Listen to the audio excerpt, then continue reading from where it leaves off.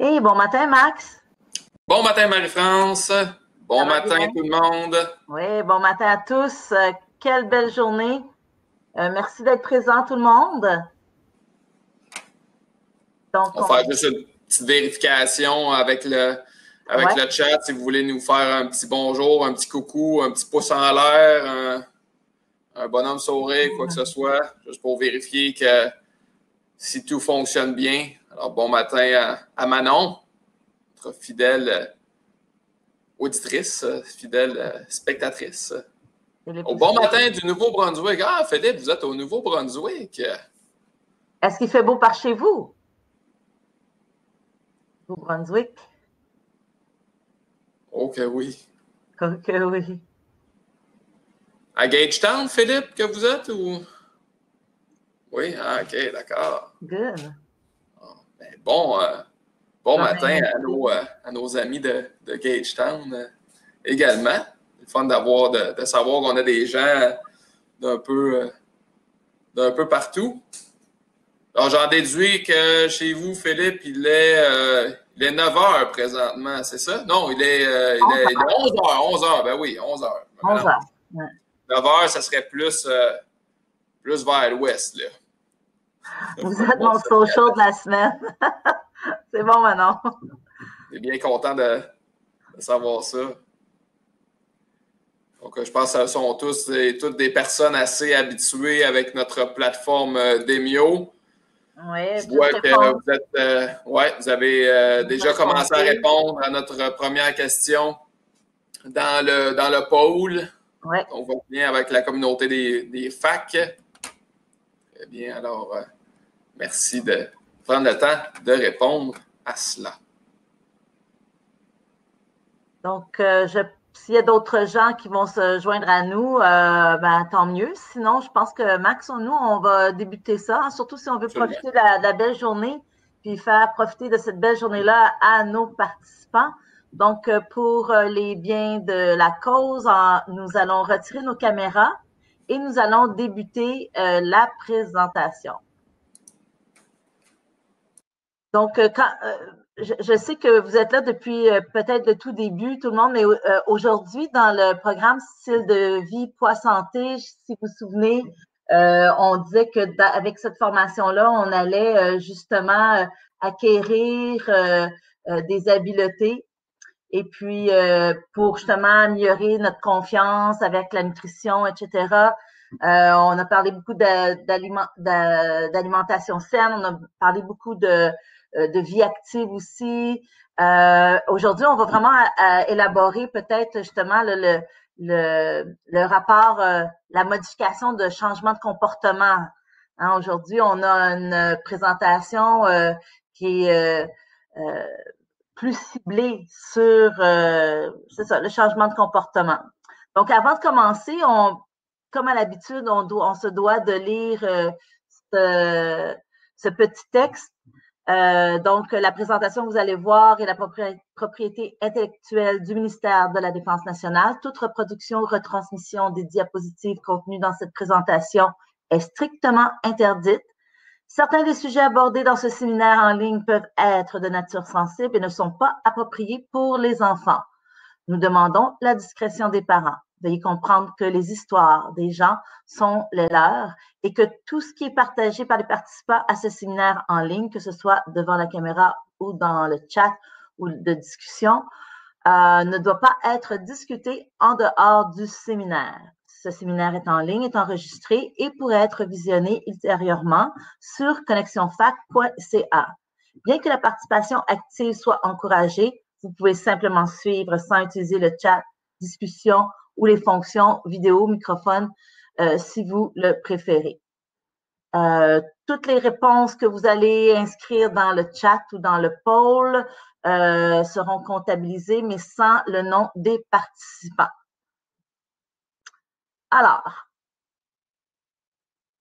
ce qu'on va voir aujourd'hui dans notre quatrième webinaire de cette série-là, c'est les stratégies pour un panier d'épicerie santé. On dit que justement, de s'entourer d'aliments sains à la maison, comme au travail d'ailleurs, c'est une bonne façon pour maintenir un poids santé. Hein, c'est pas rare que si on planifie pas parfois nos lunchs, même au travail, ben, c'est plus facile d'aller peut-être à notre petit magasin du coin ou même au Canex. Je pense qu'il y en a à peu près dans toutes les bases. Et puis, on va s'acheter un petit sac de chips ou un petit barre de chocolat. Sauf que quand on a planifié notre alimentation, même au travail, ben souvent, on apporte plus des collations qui sont santé et qui contribuent à un poids santé. Donc, aujourd'hui, le séminaire va vraiment s'attarder à l'épicerie. Maxime et moi, à chaque année, on organise un atelier pour les militaires et on leur fait visiter l'épicerie qui est tout près de la base militaire à Saint-Jean. Et aujourd'hui, on se disait, ben c'est un petit peu ce genre d'activité-là qu'on fait. C'est sûr, c'est beaucoup moins interactif que qu'est-ce qu'on propose à nos militaires quand on les amène à l'épicerie, mais on va quand même vous parler un petit peu là, de ce que nous, on leur donne comme information pour justement les aider à faire des meilleurs choix quand ils vont faire leur épicerie. Et ça, vous allez voir, ça inclut comment bien lire les étiquettes alimentaires. Donc, avant de commencer, on a une petite question dans notre pôle. Je ne sais pas, Maxime, si tu peux la mettre. Donc, les questions qu'on vous pose, c'est quand vous allez à l'épicerie, laquelle de ces réponses-là vous représente le mieux? Donc, j'achète toujours plus qu'est-ce qui est inscrit sur ma liste. J'oublie toujours quelque chose. J'ai une routine, j'achète toujours la même chose. Hein, souvent, les gens vont en même épicerie, ils savent où est-ce qu'ils s'en vont, puis ou j'ai aucune idée de qu'est-ce que je vais acheter. Là, je me laisse inspirer par le moment. Là. Je sais que le frigo est vide, là, mais il faut que j'aille à l'épicerie, il faut que j'aille acheter de la bouffe pour qu'on ait de quoi manger. OK. On a un petit peu de tout le monde. OK, c'est bien ça. Donc, moi, personnellement, je vais vous avouer, j'achète toujours plus que qu'est-ce qui est inscrit sur ma liste. Soit parce que je suis un petit peu curieuse quand je vais à l'épicerie, puis ça me prend du temps, donc j'y vais seule, bien entendu. Et puis, je lis les étiquettes alimentaires, je vois quelque chose de nouveau, ça va m'intriguer. Puis si ça m'intéresse, même si c'est pas sur ma liste d'épicerie, je vais le mettre dans mon panier, soit pour l'essayer ou quoi que ce soit. Mais ouais, souvent, j'achète un petit peu plus que qu'est-ce qui est inscrit sur ma liste. Je ne sais pas pour toi, Max. Ouais, moi, personnellement, je me situerais plus dans la troisième catégorie. J'ai tendance à avoir une routine, à acheter un petit peu toujours les mêmes trucs. Bon, des fois, on achète un petit peu plus que qu'est-ce qui est inscrit sur la liste, oui, mais de façon générale, ouais, on est un petit peu routinier ici dans mon milieu familial.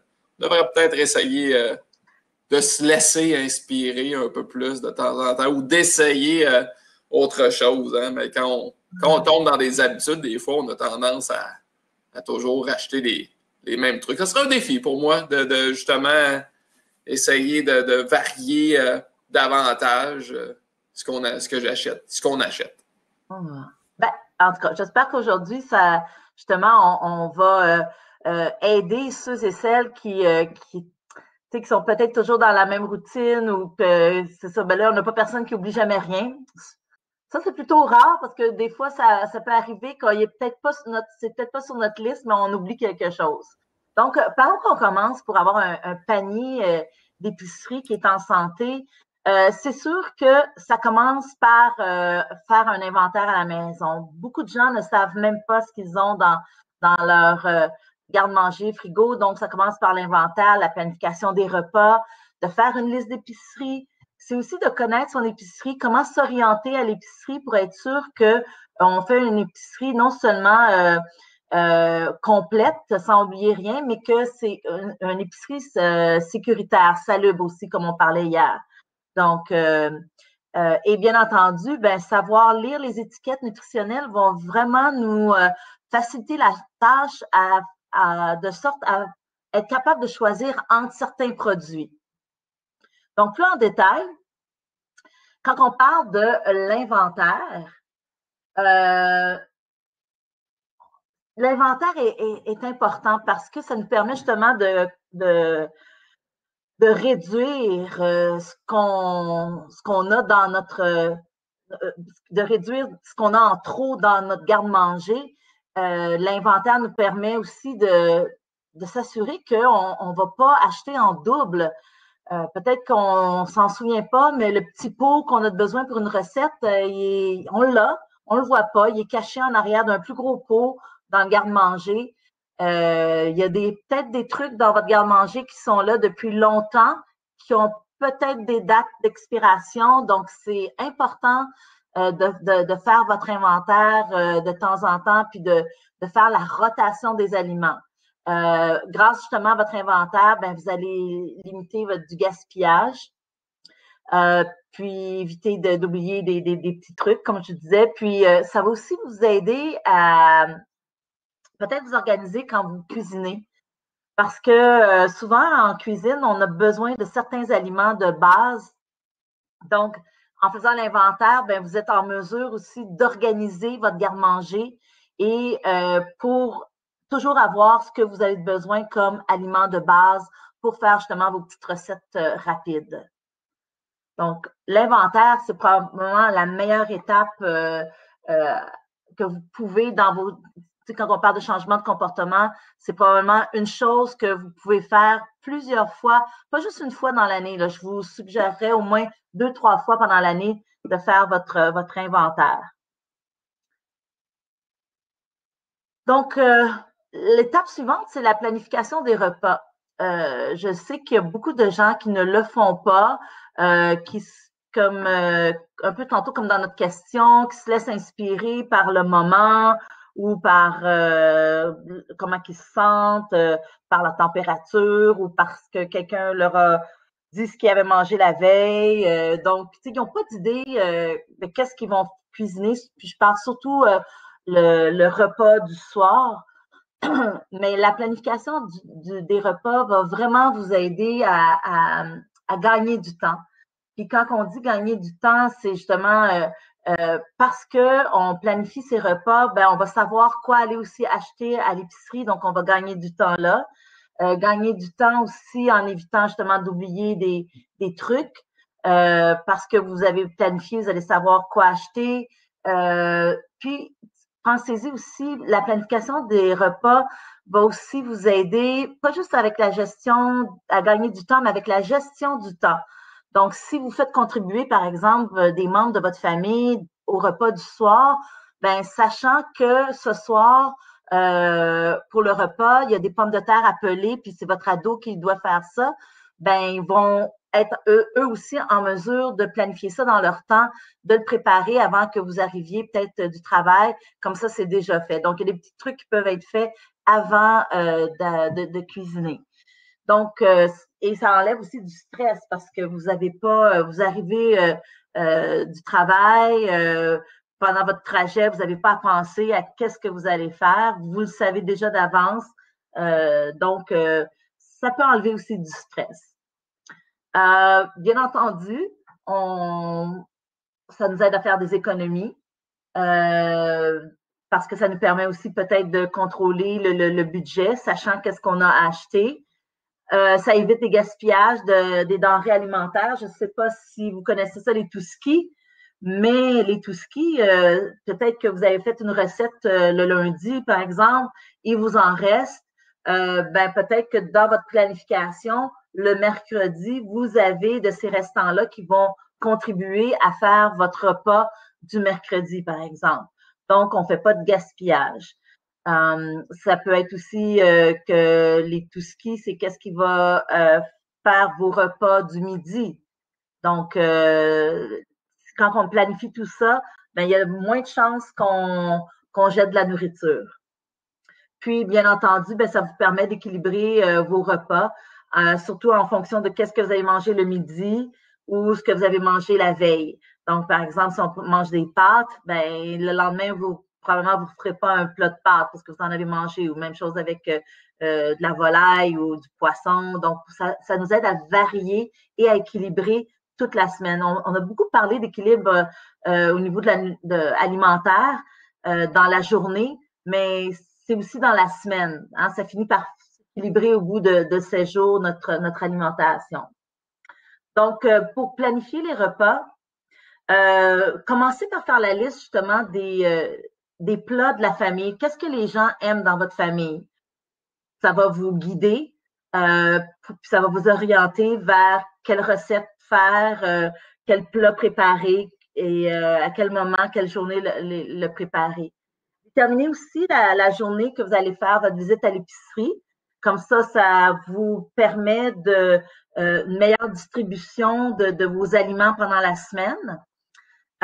Donc, si c'est possible, avant les courses, vous pouvez planifier vos repas pour la semaine qui vient. Il y a beaucoup de gens qui vont encore consulter les circulaires, les promotions, puis aussi considérer le temps des membres de la famille. Si vous êtes une famille active, par exemple, comme nous, moi, quand j'avais mes ados à la maison, ben, une qui faisait de la danse, l'autre qui était impliquée dans le football, puis là, ben, ça bougeait. Donc, les repas du soir, on n'était pas toujours toute la famille ensemble. Donc, on ne fait pas peut-être la même quantité de nourriture tant qu'on sait que, ben non, vos 2 ados s'en vont souper chez des amis ou votre conjoint ce soir-là n'est pas là ou pour souper. Donc, c'est important de considérer l'emploi du temps des gens de votre famille, incluant aussi votre propre emploi du temps.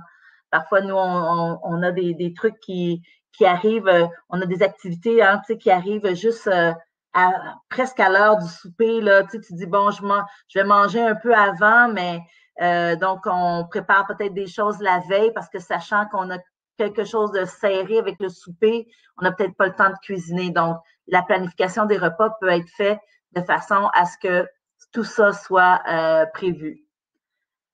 La veille, justement, d'aller acheter votre nourriture, ben vérifier qu'est-ce qui reste dans le frigo. Est-ce que j'ai besoin d'en racheter? Bon, ça, je sais que je peux l'utiliser pour une recette, dans le prochain plat. Puis, à partir de ce que vous avez du frigo, à partir de ce que vous avez dans votre garde-manger, vous avez vos recettes, ben, faites votre liste d'épicerie à partir de ça. Est-ce qu'il y en a qui utilisent, j'ai mis ici, si vous l'image que vous voyez à votre droite, c'est Ricardo qui propose justement là, comment faire une liste d'épicerie et puis aussi comment faire sa liste de repas à préparer à chaque jour en fonction de qu'est-ce que vous devez acheter. Il y a des applications. Je ne sais pas s'il y en a qui utilisent des applications pour se planifier les repas. Je ne sais pas. Est-ce qu'il y en a qui en connaissent? Non. Moi non plus, je ne suis pas très application. Je vous avoue que je suis plutôt papier-crayon, mais j'ai des copines qui, eux, ne jurent que par ça. La planification des repas via leur téléphone intelligent, là, puis ça fonctionne aussi très, très bien.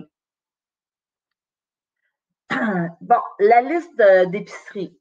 Donc, c'est sûr que la liste d'épicerie, ça aussi, il faut être on peut l'organiser, notre liste d'épicerie. Surtout si on connaît bien notre épicerie, on va, quand on dit organiser par groupe alimentaire, donc j'aime bien penser que votre panier d'épicerie va ressembler, si vous vous souvenez, à l'assiette santé du nouveau guide alimentaire canadien.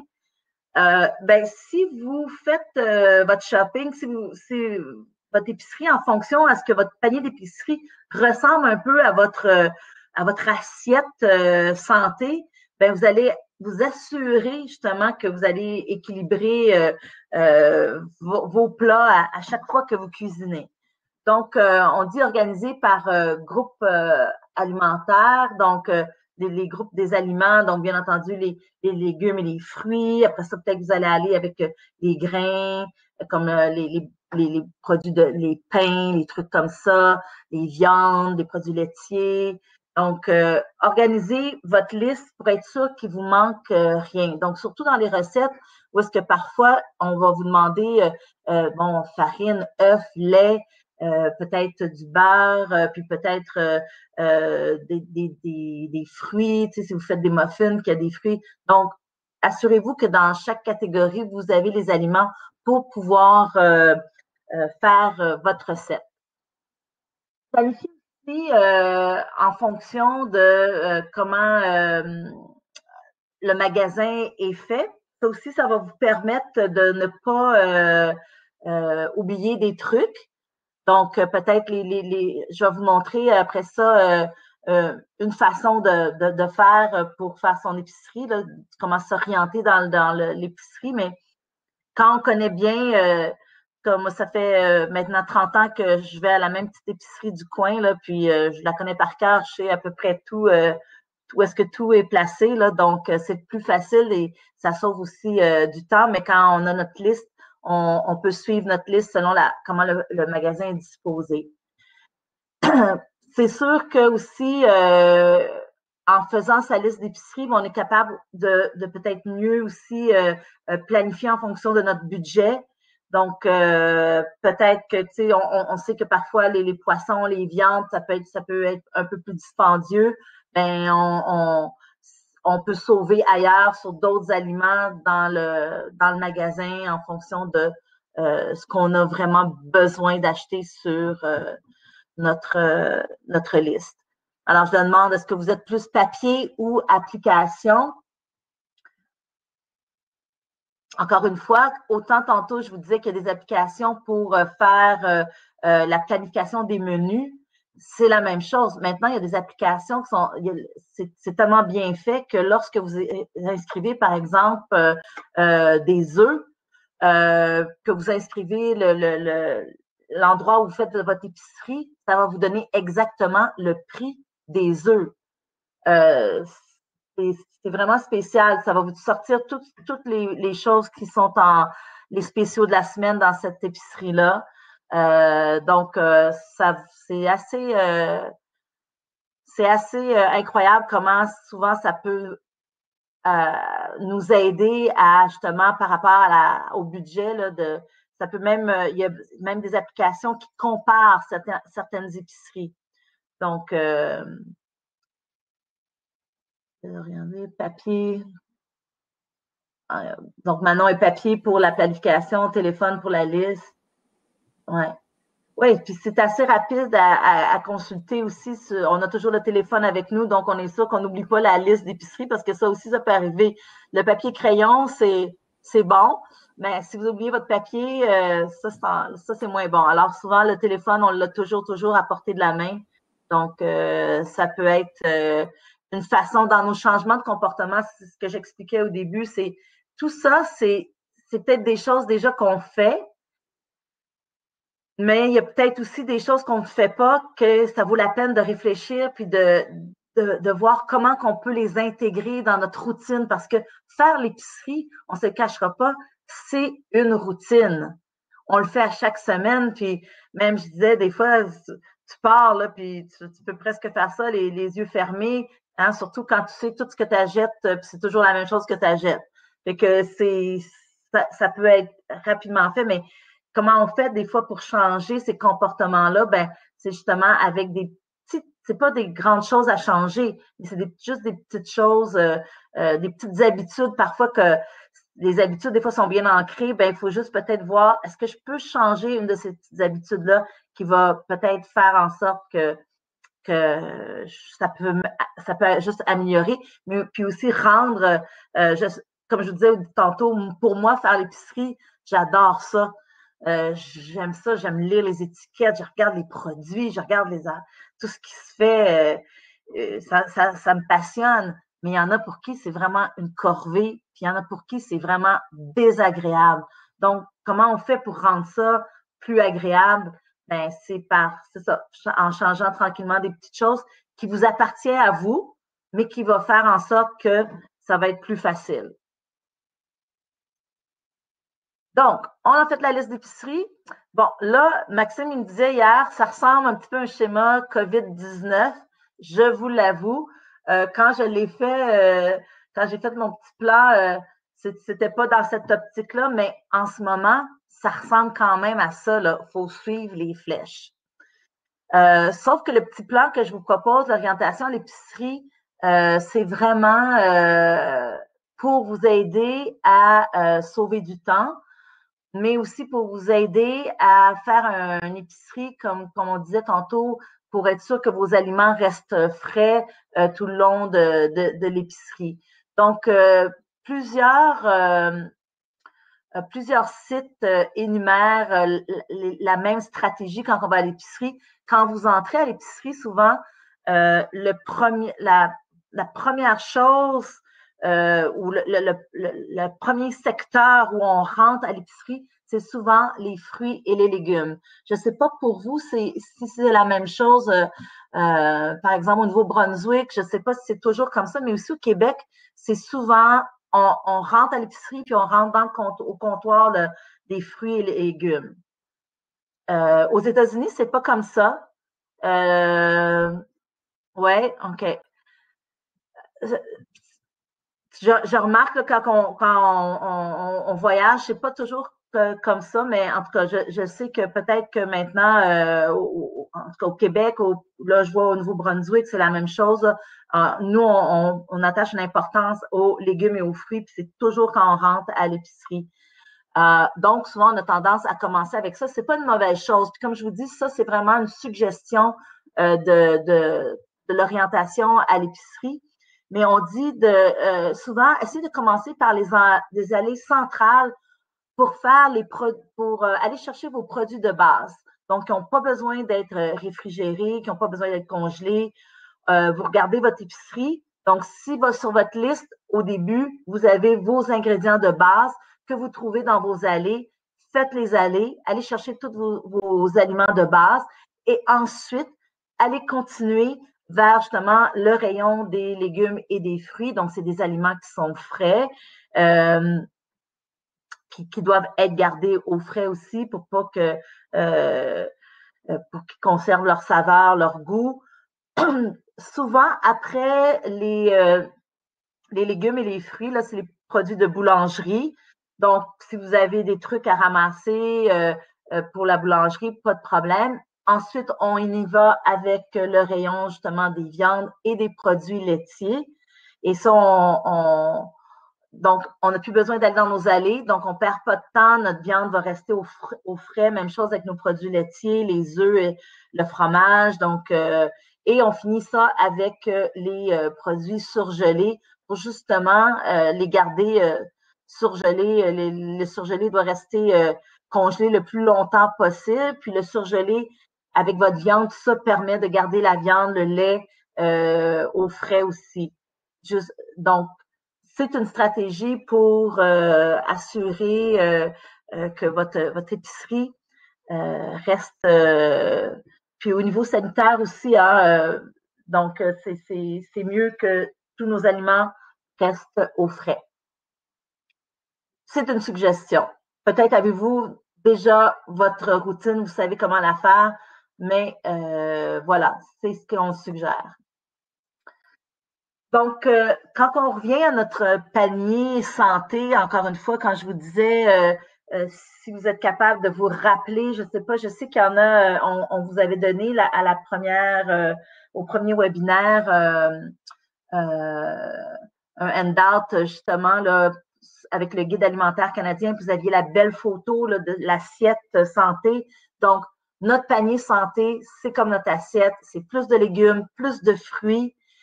C'est des grains entiers qui contiennent beaucoup de fibres. On en a parlé déjà dans les webinaires précédents. On essaie de changer nos protéines, d'avoir des bonnes protéines comme peut-être plus de poissons, des protéines végétales comme les légumineuses par exemple. Avoir plus d'aliments qui contiennent des bons gras. Donc, on va aller chercher des bonnes huiles d'olive, des bonnes huiles, peut-être des aliments qui contiennent justement un peu plus d'oméga 3. Et les allées qu'on disait, par lesquelles on commence, ben c'est les allées souvent qui contiennent les aliments transformés, donc d'en avoir le moins possible. Surtout les merci, je vois que Max vient de vous mettre le guide alimentaire canadien si vous ne l'aviez pas, mais vous allez voir la photo que je vous parle. Mais dans les allées centrales, c'est sûr que c'est les aliments qui peuvent être là puis être conservés pour l'éternité ou presque. Très rare. Oui, ça arrive là, qu'il y a des produits qui ont des dates qui a des dates d'expiration, là, mais c'est souvent des aliments qui contiennent beaucoup, beaucoup de sucre ajouté, des acides gras trans, beaucoup de sodium aussi. Donc, on essaie notre panier que ça en contient le moins possible. C'est la base de notre panier santé. Donc, lire les étiquettes. Ce que vous voyez en ce moment, vous n'êtes pas sans savoir que, que le gouvernement a fait des changements par rapport à tout ce qui est la lecture des étiquettes. Donc, qu'est-ce qui doit être sur les étiquettes? L'étiquette, c'est toujours, vous avez un tableau de valeurs nutritives. Normalement, votre étiquette doit aussi contenir une liste d'ingrédients.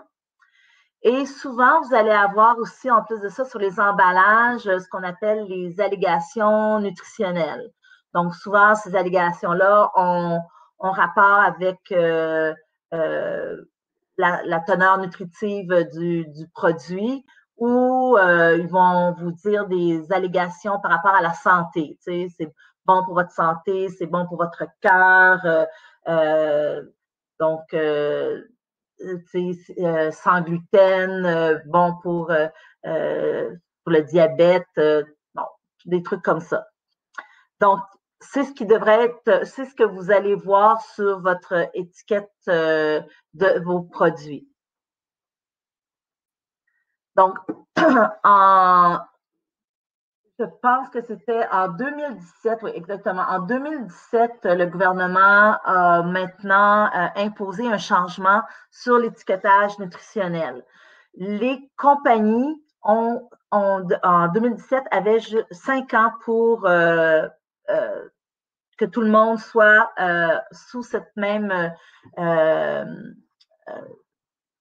sous cette même législation par rapport à l'étiquetage nutritionnel. Donc, ils ont jusqu'en 2022 pour le faire. Qu'est-ce que ça fait? Donc, si vous voyez, vous avez pour le même produit l'étiquette originale à votre gauche. Qu'est-ce que maintenant on a changé? Ben, il y a sur l'étiquette, maintenant, vous allez avoir, ça va être plus facile pour vous de voir combien contient de calories chaque portion. Donc, là, vous avez la taille des calories qui a augmenté, donc c'est écrit plus gros. C'est aussi souligné avec un trait pour que votre œil puisse aller voir rapidement la part calorique de ce produit-là. Ensuite, vous avez un nouveau changement par rapport aux portions. Donc, maintenant, les portions sont plus similaires à l'alimentation, à qu'est-ce que en général, le Canadien moyen va manger. Donc, ou va boire, ou dans ce cas-ci, c'est une tasse. Ça ne veut pas dire que tout le monde prend une tasse de ce produit-là, mais la plupart des gens, quand ils prennent ce produit-là, vont prendre 250 millilitres de ce produit. Vous avez maintenant aussi les valeurs quotidiennes qui sont actualisées. Donc, ça, c'est le pourcentage de qu'est-ce qui se retrouve dans votre produit par rapport à la valeur que vous devez consommer à chaque jour. Si on descend un petit peu plus bas, c'est nouveau. Maintenant, on a le pourcentage de valeur quotidienne des sucres totaux. Donc, ça inclut les sucres naturels et les sucres ajoutés. OK? Et maintenant, vous avez, je ne sais pas si vous vous souvenez, par rapport à tout ce qui était les vitamines et minéraux, ça nommait la vitamine A, des fois la vitamine B, la vitamine C. Maintenant, c'est la liste des minéraux, justement, qui sont préoccupant pour la santé publique là, est actualisé et vous allez voir, vous n'aurez plus les vitamines A, C. Parfois, en fait, je vais me corriger, parfois oui, on les indique, mais ceux qui sont importants pour la santé, ce seront toujours les trois mêmes, potassium, calcium et le fer. Ces trois-là, c'est obligatoire qu'ils se retrouvent sur l'étiquette. Et vous avez aussi la quantité qui est indiquée en milligrammes. Et vous avez une note supplémentaire par rapport à le pourcentage de la valeur quotidienne, donc qui disent que 5% ou moins, c'est peu, et 15% ou plus, c'est beaucoup. Donc, par exemple, pour ce produit-là, si vous regardez le sucre, donc 22%, donc c'est beaucoup. On dépasse les 15%, donc c'est un produit qui contient beaucoup, beaucoup de sucre. Donc, par rapport à l'étiquette nutritionnelle, c'est pas mal ça, les nouveaux changements. Comme je vous dis, ils ont jusqu'au 2022 pour faire les changements. C'est pour ça que maintenant, vous allez commencer à avoir les étiquettes, vous allez avoir des vieilles étiquettes, ça va être facile pour vous de les reconnaître, et les nouvelles étiquettes, vous allez pouvoir les comparer. Puis en parlant de comparer les étiquettes, mais maintenant, Maxime va justement vous parler plus en détail de ce que vous devriez, sur quoi vous devriez vous concentrer lorsque vous faites la lecture des étiquettes. Exactement. Juste avant d'avancer dans les diapositives, j'ajouterais un petit commentaire. Justement, dernièrement, je pense à la semaine dernière, je comparais 2 pots de beurre d'arachide que j'avais chez moi. Donc, il y avait un fond de pot ainsi qu'un pot nouvellement acheté. Et puis, donc, c'était le même produit. C'était vraiment exactement le même produit, la même marque, tout ça. Puis, le pot qui arrivait à sa fin, OK, qui était presque vide, il y avait le tableau de valeur nutritive était vraiment basé sur l'ancienne version, donc plus le modèle que vous avez à gauche de votre écran, le modèle original, là, si on veut.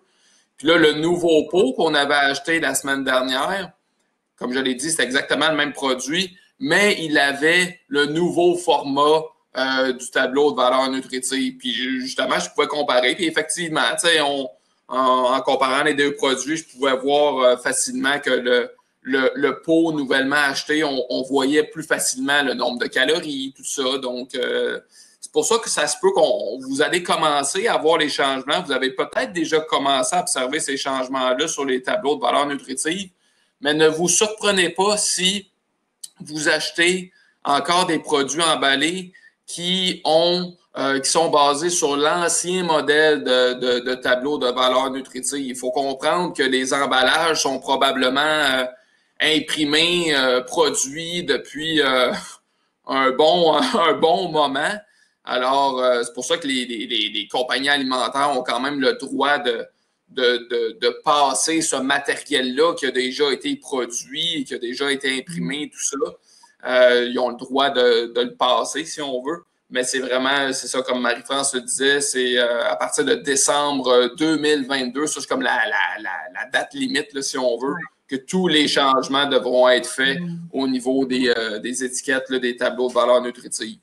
Puis aussi, les aliments, ça fait longtemps, hein, Max, comme tu sais, je disais, les aliments transformés peuvent être sur les tablettes depuis des années, là.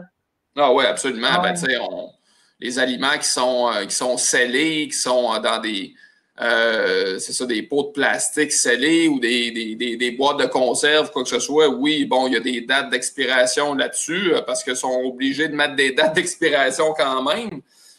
Mais en demeure pas moins que c'est ça, il y a probablement je vais excuser l'expression, mais des batchs de produits, par exemple de beurre d'arachide, qui sont probablement produits depuis déjà un certain temps, qui sont scellés dans probablement des très gros contenants, des très grosses chaudières. Et puis là, après ça, ils mettent ça dans des pots de format différents. Mais c'est ça, au moins, on ne veut pas non plus gaspiller les contenants, les emballages qui ont déjà été produits. Là, ça serait un petit peu du gaspillage environnemental, hein, de jeter tout ça à la poubelle. Une autre note, avant de passer à la prochaine diapositive, Marie-France vous parlait là, des vitamines et des minéraux là, que l'on trouve dans le bas des tableaux de valeur nutritive. Donc, on voit à gauche, c'est ça, c'est la vitamine A, vitamine C, calcium, fer. Bon, calcium, fer, on les garde avec le nouveau tableau de valeur nutritive. Ils sont encore là. Mais vous voyez que vitamine A, vitamine C, ils ne sont plus présents. Ils ne sont plus obligatoirement indiqués sur les nouveaux tableaux de valeur nutritive. Ça ne veut pas dire que la vitamine A et la vitamine C ne sont plus bonnes pour la santé. Elles sont encore bonnes pour la santé. Mais je vous poserai une question. C'est quand la dernière fois que vous avez vu quelqu'un qui souffrait du scorbut, alors qui aurait une déficience en vitamine C? Bon, ça fait bien longtemps. Hein? C'est très, très rare. Et puis, justement, oui, les déficiences en vitamine C, oui, ça peut causer le scorbut. Sauf que des déficiences en vitamine C dans notre société, là, il y en a à peu près plus. Là. Même quelqu'un qui aurait une alimentation pas très équilibrée n'est pas à risque de souffrir d'une carence en vitamine C. Fait que c'est pour ça que c'est moins préoccupant de l'indiquer, la teneur en vitamine C sur les étiquettes de valeur nutritive. Donc, elle est encore importante, la vitamine C, même chose pour la vitamine A, mais c'est généralement pas des vitamines là, dont on manque dans notre alimentation, alors que le potassium, le calcium et le fer sont des minéraux qui, oui, sont importants pour la santé, comme tous les autres minéraux, mais ça, ce sont des minéraux où est-ce qu'il peut y avoir un léger risque de carence, si on veut. On n'en consomme pas assez de ces minéraux-là. C'est pour ça que l'industrie, là, que Santé Canada exige que la teneur de ces minéraux-là soit indiquée. Puis non seulement la teneur est indiquée en milligrammes, hein, ce qu'on n'avait pas sur l'ancien format de tableau de valeur nutritive. Alors là, maintenant, on l'a en milligrammes. Pour le potassium ici, 450 mg, 30 mg pour le calcium, 0 pour le fer, mais on l'a aussi pour le pourcentage de valeur quotidienne. Alors, je continue. Bon, une autre image ici de tableau de valeur nutritive. Donc, je vais aller assez rapidement là-dessus. Là, Marie-France en a quand même déjà parlé un peu. Donc, le point numéro 2, ici, on vous indique toujours la valeur nutritive pour une quantité spécifique d'aliments. Alors, selon ce que l'on consomme, selon ce que l'on mange, ce que l'on verse dans notre bol ou quoi que ce soit, ben, il faut ajuster la valeur nutritive à ce moment-là. En pourcentage de valeur quotidienne, on va revenir là-dessus un peu plus en détail dans quelques diapositives. On a la liste des ingrédients aussi qu'on va aborder là, dans quelques diapositives. Fait que je vais tout de suite aller justement à cette prochaine diapo-là. Justement, comme on le disait, là, la valeur nutritive, les calories et les nombres de grammes de lipides, de glucides et tout ça, c'est vraiment par rapport à une quantité spécifique d'aliments. Fait qu'il faut toujours comparer cette quantité-là, ces valeurs-là de gras, de glucides, de sucre. Il faut comparer ça avec la véritable quantité que l'on consomme. Là, on vous donne un exemple ici que pour 2 biscuits, on a 250 calories. Mais si on en mange juste un biscuit, bon, ben, ça va être la moitié des calories, la moitié du gras, etc. Mais le contraire est vrai aussi. Si on mange 4 biscuits, ben là, faut tout doubler. Il y a plus de calories, plus de gras, plus de sucre, etc. Il faut toujours comparer à qu'est-ce que l'on mange réellement. Pour ce qui est des quantités spécifiques d'aliments qui sont indiquées, selon le type d'aliment, vous allez avoir soit un volume. Un volume, on parle d'une tasse, 250 millilitres, des trucs comme ça. Vous allez l'avoir aussi, la quantité qui va être indiquée en grammes. Des fois, quand c'est quelque chose qui peut se compter, comme des biscuits, hein, ça se compte, on peut voir le nombre de biscuits, on peut compter le nombre de biscuits qu'on mange, ben là, ça va être vraiment une unité, là, comme vous avez ici, là, un nombre d'unités là, que l'on consomme. Ce serait la même chose pour les tranches de pain. Mais si c'est des volumes comme du lait, comme du yogourt, des trucs comme ça, là, on va plus avoir une quantité qui va être indiquée sous forme de volume. Avec les changements qui sont en train de se faire au niveau des tableaux de valeur nutritive, Santé Canada aussi a établi des règles pour nous faciliter la vie quand on compare les produits. OK? Parce que quand on va à l'épicerie, ça peut être difficile quand on veut comparer les produits parce que les formats des produits ne sont pas les mêmes. Mais non seulement ça, mais les quantités spécifiques d'aliments indiquées sur les tableaux de valeur nutritive ne sont pas toujours les mêmes. Par exemple, ben on va voir ça avec des exemples au cours des prochaines diapositives. Mais là, Santé Canada a vraiment émis ou indiqué des standards, des critères par rapport à ces 4 catégories d'aliments-là. Donc, les aliments que on va consommer, on va consommer une quantité d'aliments habituels. Là, okay? Par exemple, du pain, des biscuits, généralement, c'est un nombre d'unités habituelles qu'on va consommer. Ça va être un peu plus clair avec la diapositive suivante. Là. Il y a des règles aussi concernant les aliments qui sont vendus en contenant d'une seule portion. Des règles aussi pour les aliments vendus en morceaux ou qui sont divisés avant d'être mangés. Et finalement, des aliments pouvant être mesurés.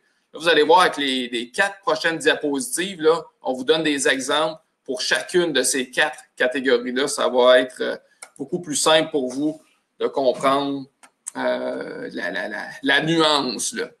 Donc, justement, la première catégorie, les quantités d'aliments habituellement consommés. Justement, un exemple ici, le pain.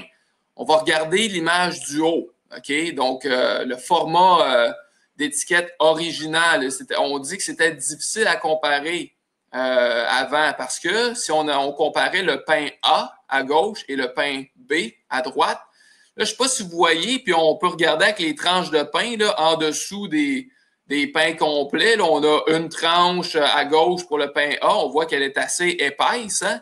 Et pour le pain B, on a 2 tranches. Parce que pour le pain B, la valeur nutritive qui était indiquée, c'était pour 2 tranches, qui était l'équivalent de 76 grammes. Donc, 2 tranches de pain pèsent 76 grammes pour le pain B, le pain Bravo.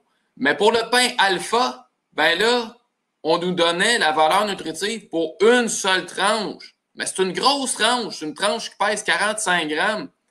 Fait que c'est assez difficile de comparer des calories, du gras, du sodium, du sucre contenu dans une tranche de 45 grammes, puis comparer ça à des calories, du sodium et du gras contenu dans 2 tranches qui pèsent 76 grammes. Très difficile à comparer. C'est pas bon, la règle de 3. Oui, c'est ça, exactement. Là, faut sortir nos règles de 3 dans notre tête, sur notre téléphone, puis tout ça. Fait que c'est difficile à comparer. Parce qu'il n'y avait pas de standard. Des fois, c'était pour une tranche, des fois, c'était pour 2 tranches. Il n'y avait pas de règles précises là, que les compagnies devaient suivre à la lettre. Là. Par contre, maintenant, Santé Canada exige que pour des aliments, justement, comme le pain, ou est-ce que c'est des unités qu'on consomme, bien, pour que ça soit plus facile à comparer, Santé Canada a établi, bon, pour le pain, il faut toujours que la valeur nutritive indiquée soit pour 2 tranches. Peu importe la grosseur des tranches, que ce soit des petites tranches, des grosses tranches épaisses, il faut toujours que la valeur nutritive indiquée soit pour 2 tranches. Donc, beaucoup plus facile à comparer à ce moment-là. Pourquoi? Parce que pourquoi ça a été fait comme ça? C'est que dans nos habitudes de consommation, quand on mange du pain, généralement, on mange 2 tranches. Si je me fais des toasts, généralement, je prends 2 tranches. Si je me fais un sandwich, généralement, je prends 2 tranches aussi. Donc, c'est pour ça, c'est basé sur les habitudes de consommation des gens. Je pense que c'est la même chose, on vérifiait Marie-France et moi hier, là, je pense que c'est la même chose pour les biscuits. Souvent, pas toujours, mais souvent, quand on mange des biscuits, on en prend 2. Des fois, c'est 4, des fois, c'est 6, des fois, c'est 1, mais habituellement, selon les habitudes des consommateurs, quand on prend des biscuits, c'est 2 biscuits qu'on prend. Fait que là, si on compare des emballages de biscuits, on devrait avoir la valeur nutritive pour 2 biscuits du produit A et 2 biscuits pour le produit B aussi. On y va avec une autre catégorie de produits. Donc, les aliments vendus en contenant d'une seule portion. Là, on a l'exemple du lait ici. Là, j'attire votre attention, c'est des petits berlingots, ben des assez gros berlingots de lait là, de 473 millilitres. Donc, ça, c'est des contenants non refermables. Fait que généralement, quand on s'achète un berlingot de lait de 473 millilitres, comme ça, généralement, on va le boire au complet. OK? Mais là, avec l'ancienne façon de donner le tableau de valeur nutritive, donc le format original, si on veut ici, on nous donnait la valeur nutritive pour une tasse pour 250 millilitres, ce qui est un peu la quantité référence quand on veut donner la valeur nutritive du lait. La quantité référence, c'est 250 millilitres. Sauf que là, le problème avec ça, c'est que quand on s'achète un berlingot de 473 millilitres, il y a des fortes chances qu'on le prenne au complet. OK? Donc là, il faudrait encore là multiplier nos calories, notre gras, notre sucre, tous nos nutriments par presque 2, hein, multiplier ça par environ 2 pour avoir la quantité réelle de calories, de gras, de sucre qu'on consomme avec ça. Fait que c'était difficile à juger précisément de la quantité de calories et de nutriments qu'on consommait. Maintenant, avec les règles de Santé Canada, les contenants, justement, les aliments vendus en contenant d'une seule portion, ben là, on va devoir nous indiquer la valeur nutritive pour tout le contenant. Okay? Fait que là, on a l'exemple ici, valeur nutritive pour un carton de 473 millilitres. Donc là, on a une bien meilleure idée. Fait que, si on s'achète un lait au chocolat de 473 millilitres, ben là, on va vraiment voir la quantité réelle de sucre qu'il y a dans notre berlingot de lait au chocolat versus avec l'ancien étiquetage qu'on nous donnait la quantité de sucre juste pour 250 millilitres. Donc, ça pouvait être un peu trompeur à ce moment-là. Ce serait la même chose pour des boissons gazeuses, des boissons, des canettes de Pepsi, 7-Up, quoi que ce soit. Là. On doit nous donner la quantité réelle de calories et de nutriments pour tout le contenant parce que c'est un contenant qui est non refermable. Troisième catégorie d'aliments, les aliments vendus en morceaux ou qui sont divisés avant d'être mangés. On vous donne des exemples ici. Ben, un exemple avec des craquelins. Donc, on a les craquelins A, les alpha et les craquelins Bravo, OK, à droite. Avec l'ancienne façon où est-ce qu'il n'y avait pas vraiment de règles à suivre là, pour le tableau de valeur nutritive. Là. Fait que là, pour les craquelins A, on nous donnait la valeur nutritive pour 8 craquelins qui pesaient 28 grammes. Fait qu'on les voit dans la balance, là, on a, vous êtes peut-être même capable de les compter, là. Il y a vraiment 8 craquelins sur la balance là, qui pèsent 28 grammes. Mais là, les craquelins B, on nous donnait la valeur nutritive pour 8 craquelins également, donc le même nombre de craquelins, mais ces 8 craquelins-là pèsent seulement 14 grammes. C'est des petits craquelins. Pour ça que dans la balance, là, ils sont beaucoup moins pesants que les craquelins A. Donc oui, il y a le même nombre de craquelins à gauche et à droite, 1, 2, 3, 4, 5, 6, 7, 8, mais les A sont beaucoup plus pesants. Fait que difficile à comparer.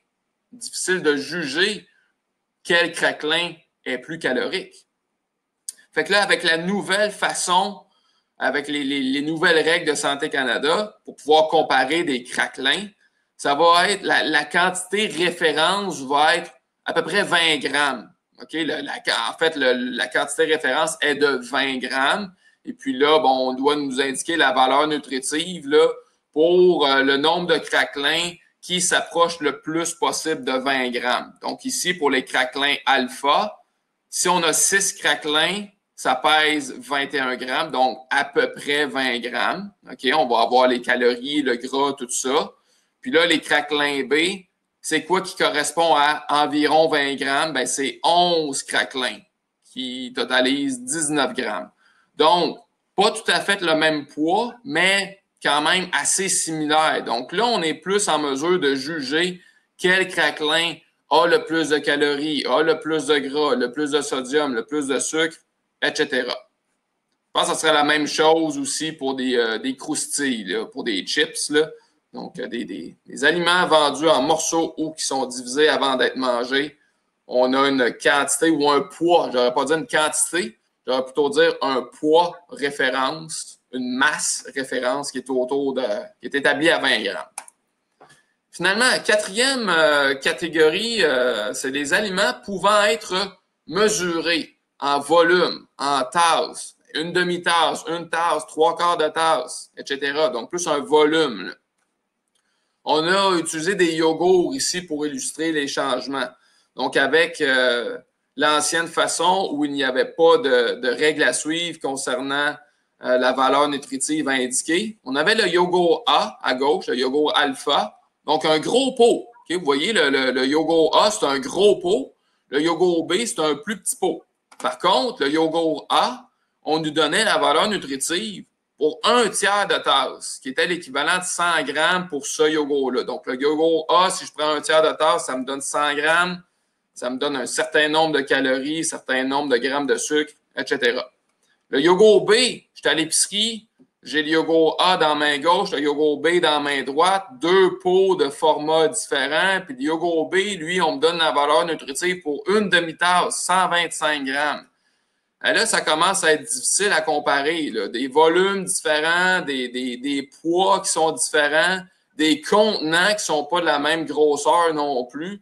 Fait que là, ça devient assez difficile de comparer les calories, le sucre, etc. Avec les nouvelles règles de Santé Canada, même si le pot de yogourt A est plus gros que le pot de yogourt B, ça n'a pas d'importance parce que le tableau de valeur nutritive va nous indiquer justement la valeur nutritive pour la même quantité de yogourt, que ce soit le A ou le B. Et la quantité référence pour le yogourt est établie à 175 grammes, soit environ 3/4 de tasse. Donc là, je peux vraiment comparer mon yogourt A et mon yogourt B à l'épicerie, même si les contenants ne sont pas de la même grosseur. Je sais lequel a plus de calories, plus de sucre, plus de gras, etc. Par contre, si c'est un contenant de yogourt, un petit yogourt individuel, là, qui n'est pas dans un emballage, un genre de multipack, là, mais qui est vendu individuellement, donc un contenant qui est destiné à être mangé au complet dans une seule et même occasion, ben là, ça reviendrait à ce genre de format-là pour la valeur nutritive. On devrait nous indiquer la teneur totale de calories, de gras, de sucre pour le contenant de yogourt au complet. Je le répète, c'est seulement si c'est un petit contenant de yogourt destiné à être consommé en une seule et même occasion. Maxime, pour les yogourts, quand on les achète, souvent les parents vont acheter les petits yogourts individuels, là, mais qui sont vendus en paquet. C'est important de regarder sur le carton dans lequel ils sont emballés parce que c'est là qu'est l'étiquette alimentaire là, des aliments. Et puis, souvent, il n'y a pas de valeur nutritive qui est écrite sur le petit pot. Effectivement, les petits pots qui ne sont pas destinés à être vendus individuellement, mais qui sont destinés à être vendus vraiment dans un paquet là, de 12 ou 16 petits yogourts. Effectivement, le tableau de valeur nutritive, la liste d'ingrédients vont être inscrites sur l'emballage, l'emballage majeur, là, que je pourrais dire l'emballage principal. Là. Merci de l'ajout. Et là, bon, vous avez été à l'épicerie, vous avez comparé vos produits, mais on le répète, rendu à la maison, la valeur nutritive qui est indiquée sur votre boîte de céréales au son, par exemple, céréales au son avec raisins secs, donc des fameux Raisin Bran, là, pour ne pas les nommer.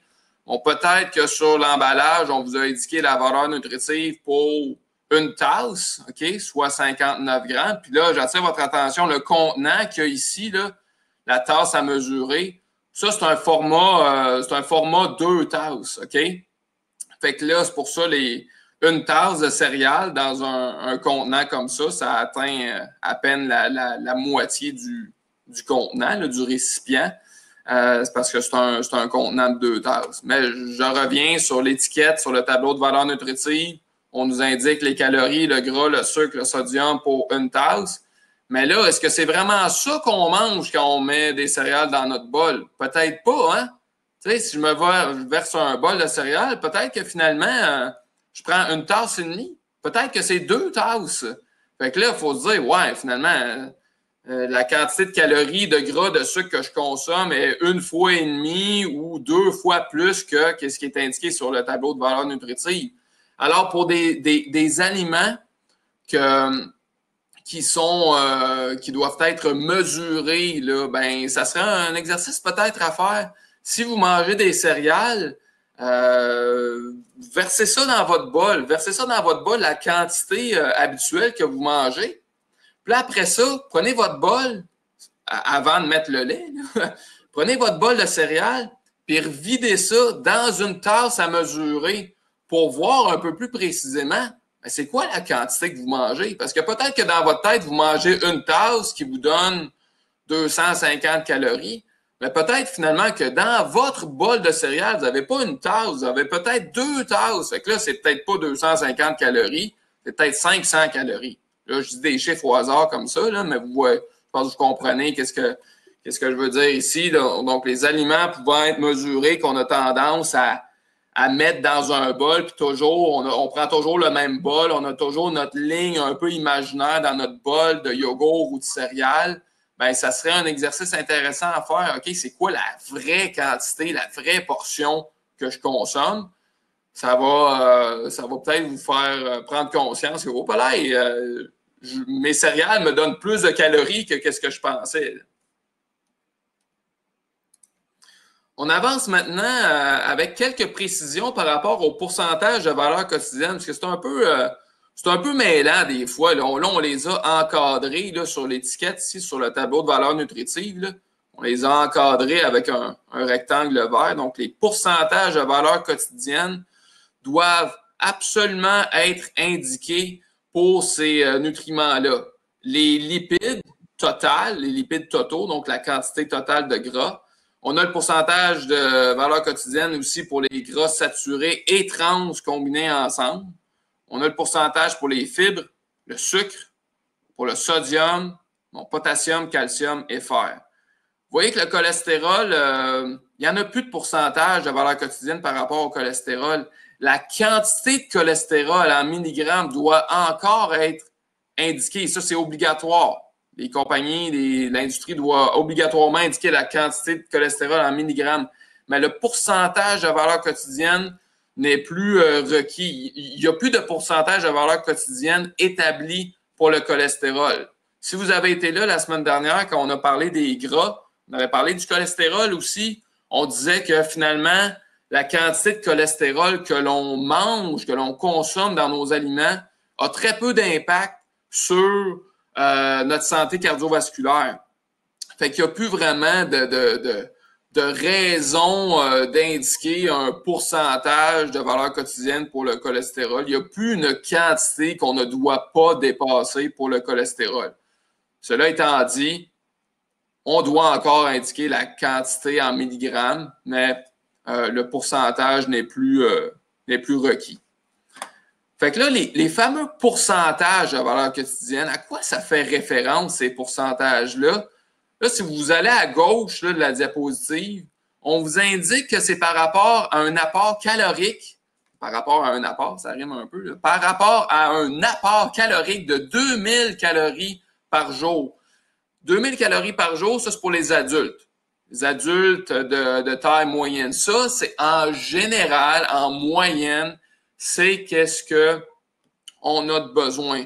Oui, il y a des différences qui peuvent être énormes selon notre gabarit, mais surtout selon notre niveau d'activité physique, mais de façon très générale, très moyenne, 2000 calories par jour, c'est ce qu'un adulte de poids moyen a besoin pour subvenir à ses besoins énergétiques. Fait que 2000 calories par jour. Fait que le pourcentage de valeur quotidienne, il vient de où pour les lipides? Ben, si on considère que les lipides devraient nous fournir au plus 75, je corrige un peu ma phrase, on devrait avoir au plus 75 grammes de lipides dans notre journée, dans notre alimentation. Donc, notre alimentation ne devrait pas nous fournir plus de 75 grammes de lipides, de gras par jour. Si je vous pose une petite colle, là, 75 grammes de lipides, ça donne combien de calories, ça? Je vous laisse... ça fait référence au webinaire de la semaine dernière. 75 grammes de lipides, ça donne combien de calories? Y en a-tu qui se rappellent comment calculer ça? Je vous laisse encore quelques secondes, sinon je vous donnerai la réponse. Est-ce qu'on peut donner un petit... c'est le double des calories des glucides, même un peu plus. Ouais, c'est ça. On avait dit la semaine dernière que 1 gramme de lipides, ça fournit 9 calories. OK? Donc, 75 grammes de lipides, ça donne 675 calories. OK? Donc, 75 grammes de lipides, ça donne 675 calories. Fait que là, dans le fond, c'est le 675 calories par rapport à 2000, là, c'est justement autour de 34 %. Fait qu'on disait la semaine dernière que les lipides devraient nous fournir tout au plus environ 35 % de nos calories quotidiennes. C'est pour ça qu'ils ont établi la norme, la valeur maximale pour les lipides à 75 grammes par jour. C'est de là qu'il vient 75 grammes. Mais là, si je retourne, par exemple, à mon exemple de pizza ici, là, sur mon tableau de valeur nutritive, donc je vous ramène à droite, là, mon 1/3 de pizza, pas ma pizza complète, hein, mon 1/3 de pizza, probablement une pizza surgelée, quelque chose comme ça, si j'en mange 1/3, ça va me fournir 18 grammes de gras. Si je prends 18, je divise ça par 75, puis je multiplie ça par 100 pour l'avoir en pourcentage, ça me donne 24 %. Fait que mon 1/3 de pizza me fournit 24 % de mon 75 grammes de gras quotidien que je ne devrais pas dépasser. Donc, avec seulement 1/3 de pizza. Fait que là, mettons que je mange la pizza au complet, donc les 3/4, hein, ça serait de la pizza au complet. Bien là, je multiplie tout ça par 3. 18 grammes de gras fois 3, ça donne 54. OK? Puis on serait à presque 75 % de mon apport quotidien en gras. OK? Puis là, si je prends mon 24 %, on va savoir, ouais, c'est beaucoup ça, 24 %? Ben oui, il y a un petit astérisque là, en haut de pourcentage de valeur quotidienne qui nous ramène au bas du tableau, qui nous dit que oui, 15 % ou plus, c'est beaucoup. Pour tous ces nutriments-là, quand c'est 15 % ou plus, c'est considéré beaucoup. Puis les lipides, même si c'est un nutriment qui est important, qui joue beaucoup de rôle, étant donné que c'est très calorique, les lipides, on doit quand même les limiter. Parce que si on en consomme vraiment beaucoup de lipides, ça va donner vraiment beaucoup de calories. Là, ça, c'était pour les lipides. Si j'y vais maintenant un peu plus spécifiquement par rapport aux gras saturés et trans, eux autres, hein, ils ont un impact sur la santé cardiovasculaire. Trop de gras saturés, mais surtout trop de gras trans, c'est néfaste pour la santé cardiovasculaire, risque de trop de cholestérol, etc. Donc là, Santé Canada a établi que le total de gras saturés et trans combinés ensemble, les deux ensemble, ne devraient pas dépasser 20 grammes par jour. Donc, on a droit, entre guillemets, à 20 grammes par jour de gras saturés et trans combinés. Mais bon, évidemment, les trans, ce sont vraiment à bannir autant que possible. Fait que là, mon exemple ici de mon 1/3 de pizza, si je prends mon 7 grammes de gras saturé et que je lui ajoute mon 0,3 grammes de gras trans, donc ça donne 7,3. Vous allez être d'accord avec moi. 7,3. Je divise ça par mon 20 grammes parce que j'ai droit, entre guillemets, à 20 grammes de gras saturés et trans par jour. Fait que 7,3 divisé par 20 et je multiplie ça par 100 pour l'avoir en pourcentage. Ça me donne 36,5 %, donc environ 37 %. Fait que mon 1/3 de pizza me fournit déjà 37 % de mon maximum de gras saturés et trans que je peux manger dans une journée. Encore là, c'est assez facile à comprendre que si je mange la pizza au complet, ben, je vais dépasser mon, mon quota de gras saturés et trans pour ma journée. Puis là, on parle d'une pizza, on ne parle pas des autres aliments consommés dans la journée. Mon cholestérol, bon, ici, la valeur est établie à 300 mg, mais ça, on a oublié de l'enlever parce que justement, il n'y a plus de pourcentage là, associé au cholestérol. Par rapport aux fibres, c'est quoi la quantité? Référence, c'est 28 grammes en moyenne. C'est autour de ça pour les femmes, je pense, le minimum pour les femmes. C'est-tu 25 ou 28? Là, je me rappelle. 28, en tout cas.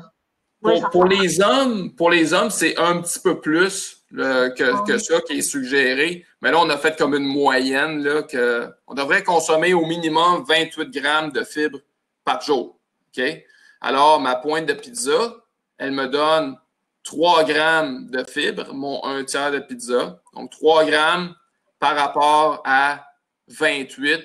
Je multiplie ça par 100 pour l'avoir en pourcentage, ça me donne 11%.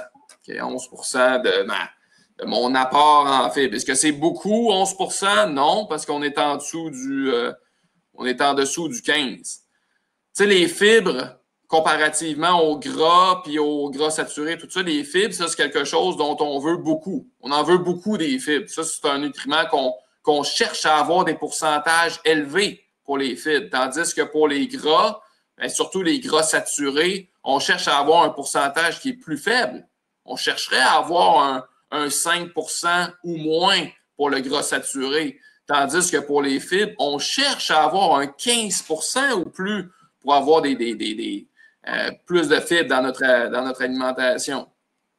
Le sucre, maintenant, la valeur maximale, donc ça, ce n'est pas un minimum comparativement aux fibres. Les fibres, c'est un minimum de 28 grammes. Le sucre, c'est un maximum de 100 grammes par jour. Il y a 2 semaines, non pas vrai, je dis n'importe quoi. La semaine dernière, on a parlé des sucres. On a parlé de sucre ajouté, principalement la semaine dernière. Mais là, le 100 grammes de sucre ici, c'est pour le sucre total, tous les sucres ensemble, incluant le sucre ajouté et les sucres naturellement présents dans les fruits, dans le lait et tout ça. Fait que malheureusement, malgré tout ce qu'on sait par rapport au sucre ajouté, la valeur quotidienne pour le sucre ici, ce n'est pas seulement pour le sucre ajouté, ça aurait été bien que ce soit seulement pour le sucre ajouté, qu'on nous donne le pourcentage de valeur quotidienne, mais c'est vraiment pour le sucre total, incluant le sucre naturel. OK? Et puis là, pour un exemple ici, on a notre tiers de pizza qui nous fournit 6 grammes de sucre, 6 grammes par rapport à 100 grammes, notre maximum quotidien. C'est assez facile de comprendre que c'est 6%. Donc, c'est tout juste un petit peu plus que notre 5%. On ne peut pas dire qu'il n'y a pas beaucoup de sucre là-dedans. On est quand même au-dessus du 5%. Si je prends mes 3 points, ma pizza au complet, ben là, je vais être à 18% de mon apport quotidien en sucre à ce moment-là. Comme je l'ai dit, malheureusement, il n'y a pas de distinction entre le sucre total et le sucre ajouté ou le sucre naturel dans les fruits, tout ça. C'est un peu malheureux. Ça aurait permis de faire encore de meilleurs choix. Il avait été suggéré là, autour de 2015-2016 à ce que dans le tableau de valeur nutritive, on indique le sucre ajouté, que ce soit vraiment spécifique, que ce soit détaillé, la quantité de sucre ajouté dans notre produit. Malheureusement, ce n'est pas une recommandation qui a été concluante, je pourrais dire. Pour ce qui est du sodium, le maximum quotidien qu'on ne devrait pas dépasser pour avoir une bonne santé est établi à 2300 mg. On en avait parlé la semaine dernière. Donc ça, on voit facilement que mon 1/3 de pizza à 1200 mg, ben, par rapport à mon 2300 quotidien, 52%. Est-ce que c'est beaucoup? Aïe, que c'est beaucoup. Là. C'est nettement plus que mon 15%. Là. Donc oui, on voit facilement en regardant le pourcentage de valeur quotidienne, que ce produit-là est très riche en sodium. Un tiers de pizza me donne plus de la moitié de la quantité de sodium que je ne devrais pas dépasser dans ma journée. Plus de la moitié de mon quota de sodium. Fait que si je mange les 3/3, on est à 3600 mg de sodium. Donc, pourcentage à valeur quotidienne pour les différents nutriments. J'ai pas, là, on n'a pas indiqué là, potassium, calcium, fer et tout ça dans ma liste à gauche, OK? Mais ils sont obligatoires sur le tableau de valeur nutritive, là. Donc, on doit indiquer le pourcentage de valeur quotidienne pour le potassium, calcium, fer. Donc, on voit, étrangement, pas étrangement, mais on pourrait se dire, OK, mon 1/3 de pizza est un choix intéressant au niveau du calcium. Ouais, probablement qu'il y a beaucoup de fromage et le fromage, c'est quand même un nutriment, pas un nutriment, c'est un aliment qui contient beaucoup de calcium. Il y a beaucoup de fer aussi. Ah oui, il y a beaucoup de fer dans ma pizza. C'est bien. C'est un bon choix pour la santé. Il ne faut pas se fier à seulement un nutriment pour dire qu'un aliment est santé ou non. Là, si on regarde juste le fer, on dit « Wow, elle est bonne pour la santé, ma pizza, elle me donne vraiment beaucoup de fer et de calcium. » Oui, mais regarde le sodium, puis regarde le gras saturé, il y en a pas mal aussi. Là. Donc, il ne faut pas regarder un seul nutriment. Ouais, certains docteurs disent 2000 mg max de sodium. Le 2300 est une valeur peut-être un petit peu plus raisonnable, un peu plus facile à ne pas dépasser, qui est plus réaliste pour selon nos habitudes de consommation. Mais effectivement, ce serait encore mieux d'aller plus bas que 2300 mg de sodium. Ouais, vous avez entendu 1500. 1500, c'est la quantité qui est recommandée pour la bonne santé. On a besoin de sodium quand même. On a besoin d'environ 1500 mg par jour. Mais selon nos habitudes de consommation, c'est assez peu réaliste de ne pas dépasser 1500. J'avance. Je vais passer rapidement là, sur cette diapositive-là. Les fameuses allégations nutritionnelles. Donc, là, on sort du tableau de valeur nutritive, là, puis des pourcentages de valeur quotidienne. Ça, c'est un autre aspect des étiquettes nutritionnelles, là, les fameuses allégations. Des fois, on va voir les mots-clés sans, faible teneur, teneur réduite, léger, tout ça. On vous a donné quelques significations de ces allégations-là. Donc, quand on dit que quelque chose est sans un tel ou tel nutriment, ça ne veut pas dire qu'il est totalement à zéro. Ça veut dire que la quantité est tellement faible que les experts en santé la considèrent négligeable sur le plan nutritionnel. Donc, il y aurait le droit de dire que c'est sans gras trans, même s'il y a une trace de gras trans, par exemple. Sans gras, OK? Même s'il y a peut-être un 0,05 g de gras, c'est tellement peu qu'on juge que c'est acceptable de dire que c'est 100 gras ou 100 gras trans et tout ça. Si on y va plus spécifiquement par rapport aux lipides, pour que ce soit écrit faible teneur en lipides, ça doit être 3 grammes ou moins de lipides là, dans la portion là, qui est indiquée. Quand on dit qu'un produit a une teneur réduite en sucre, teneur réduite en gras, teneur réduite en sodium, ça veut dire que la quantité de ce nutriment-là, que ce soit sodium, gras, sucre, etc., doit être au moins 25% inférieure à celle d'un produit similaire. Fait que, quand vous achetez justement, un ketchup, puis que c'est écrit, juste n'importe quoi, mais que c'est écrit teneur réduite en sucre, ça veut pas dire qu'il n'y a pas de sucre dans le ketchup que vous achetez. Ça veut même pas dire qu'il est faible en sucre. Ça veut juste dire qu'il y a au moins 25% moins de sucre que dans le produit original. Encore là, teneur réduite ne veut pas dire qu'il n'y a pas de sucre. Ça ne veut pas dire qu'il est faible en sucre. Ça dépend de la quantité de départ. Si le produit original est très élevé en sucre, ben même si on le réduit un peu, ça se peut qu'il soit encore élevé en sucre. Même chose sur une vinaigrette qui serait teneur réduite en gras. Ça ne veut pas dire qu'il n'y a pas de gras, ça ne veut pas dire qu'il est faible en gras, ça veut juste dire qu'il y a au moins 25% moins de gras que dans son produit original. L'appellation ou l'allégation, je devrais dire, léger ou légère, est permise uniquement dans le cas des aliments qui ont une teneur réduite en gras ou une teneur réduite en calories. OK? Mais pas pour le sucre. Fait que le terme léger, c'est seulement pour le gras ou pour les calories.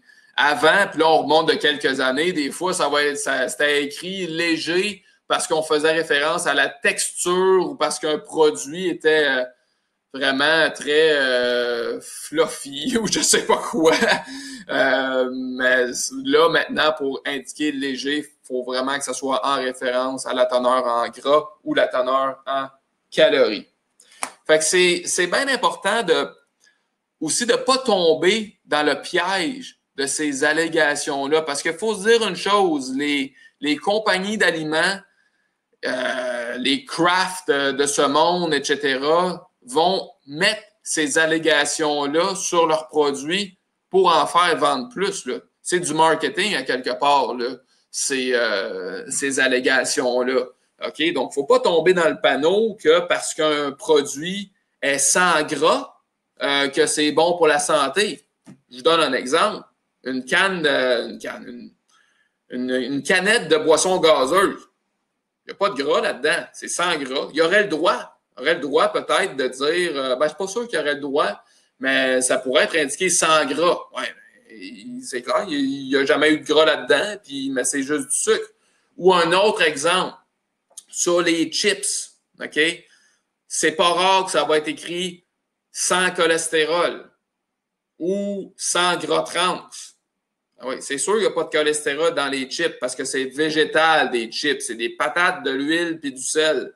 Tandis que le cholestérol, c'est seulement dans les produits d'origine animale.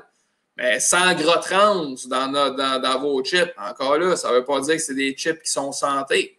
OK? Ça demeure encore des patates transformées avec de l'huile puis du sel puis des assaisonnements. Donc, faites attention à ces fameuses allégations-là. Si vous avez un produit qui a une allégation comme ça, bien souvent, ça va masquer quelque chose. C'est un petit peu un piège. On veut vous faire penser que c'est un bon produit. Des fois, c'est le cas, mais bien souvent, ça ne l'est pas. OK? Surtout les produits. Jamais vu une produits. allégation nutritionnelle sur une pomme, sur un brocoli, à moins qu'il soit emballé. Là. Mais généralement, il n'y a pas d'allégation nutritionnelle là, sur les produits non transformés.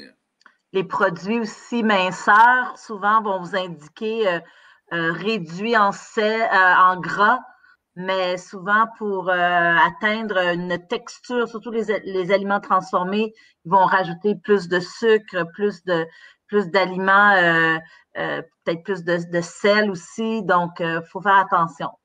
Oui, absolument. Réduit en gras pourrait se traduire aussi par plus de sucre, plus d'ingrédients chimiques, plus d'agents de texture aussi, donc plus transformés. Hein?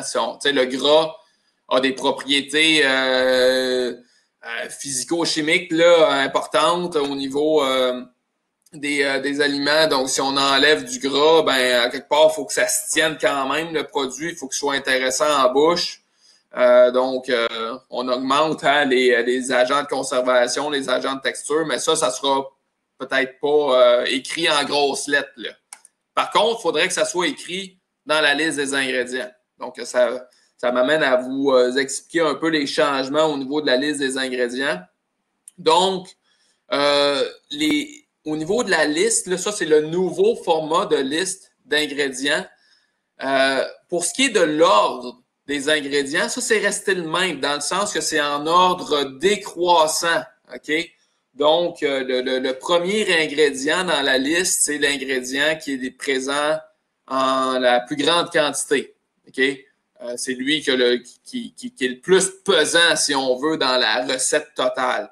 Fait que là, c'est en ordre décroissant. Fait qu'on voit ici, avec cet exemple-là, que c'est le sucre qui est le plus présent dans la recette. Et puis, c'est du rouge allura qui est le moins présent. Ça, c'est du colorant, OK? Même avec les anciennes listes d'ingrédients, il y avait juste besoin d'écrire colorant, mais maintenant, ils doivent être indiqués spécifiquement c'est de quel colorant alimentaire dont on parle. Donc, leur nom spécifique doit être indiqué. Pour les épices, je m'en rends compte à ce moment même là, où je vous parle. Là. On peut encore écrire épices sans dire quelle épice spécifique est ajoutée. Sauf si pour le sel. Pour le sel, ça par contre, même si c'est un épice, il doit être indiqué spécifiquement à cause, on le sait, le sodium dans le sel a un impact important sur la santé. Fait que là, les formats de liste d'ingrédients, il y a eu des petits changements quand même. Oui, l'ordre est la règle concernant l'ordre décroissant, ça c'est la même chose, mais la police a changé un petit peu. C'est plus clair.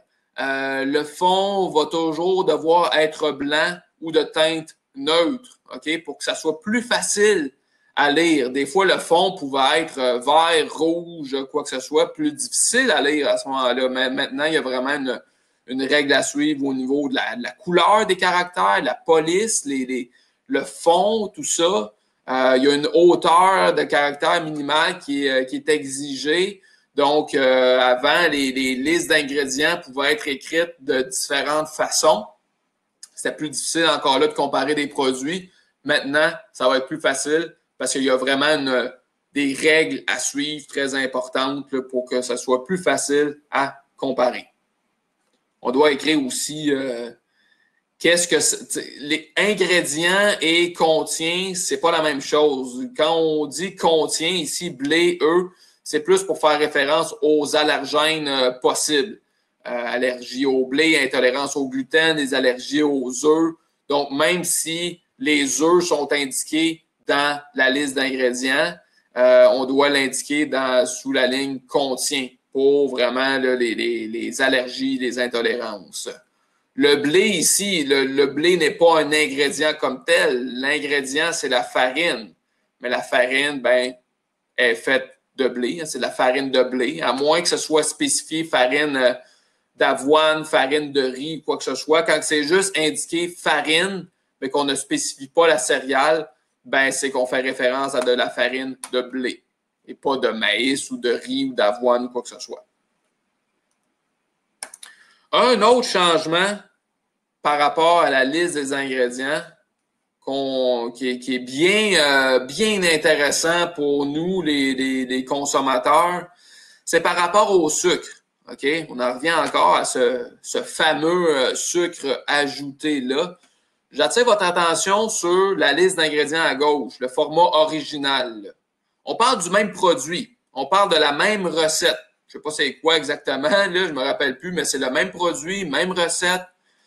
Avec l'ancienne façon d'indiquer les ingrédients, vous voyez que le fond est différent aussi. On voyait que le premier ingrédient dans la liste, c'était la farine. Mais là, après ça, on avait de la mélasse. Un peu plus loin, on avait de la cassonade. Et un peu plus loin dans la liste, on avait du sucre. OK? Donc là, on se disait, bon, c'est la farine qui est l'ingrédient principal. Ouais, mais là, maintenant, ce que Santé Canada exige, c'est que tous les sucres soient regroupés ensemble sous l'appellation sucre avec un S. Fait que là, si je m'en vais à droite avec ma nouvelle liste d'ingrédients, on voit facilement que l'ingrédient principal dans cette recette-là, c'est pas la farine, elle est en deuxième la farine. En fait, ce sont les sucres. Parce que si on combine la mélasse, c'est la quantité de mélasse, la quantité de cassonade et la quantité de sucre, ça c'est probablement du sucre blanc, là. Si on les combine les trois ensemble, ben là, on se rend compte que, là, finalement, ce sont les sucres qui comptent pour l'ingrédient principal dans ma recette, dans ce produit-là, suivi par la farine. Ça, c'est un changement majeur, un changement important pour les consommateurs. On peut voir plus rapidement quelle est la véritable place du sucre ajouté dans les ingrédients du produit que l'on achète. c'était trompeur avant. Ils se retrouvaient plus loin dans la liste. Mais maintenant, en les mettant tous ensemble, il va souvent monter un peu plus haut dans la liste. Il va être un peu plus important en termes de quantité totale. Pour terminer, on a une petite question pour vous. OK? Vous avez 2 yogourts. Yogourt A à gauche, yogourt B à droite. 2 tableaux de valeurs nutritives là, basés sur le nouveau format. Des quantités exactes, des quantités identiques. Donc, 175 grammes pour le A, 175 grammes pour le B. Donc, c'est facile à comparer. Là, on vous demande dans le chat d'inscrire, selon vous, lequel est le mieux et pourquoi. Donc, on vous laisse quelques secondes là, pour analyser ça. Dites-nous dans le chat lequel est le mieux et pourquoi.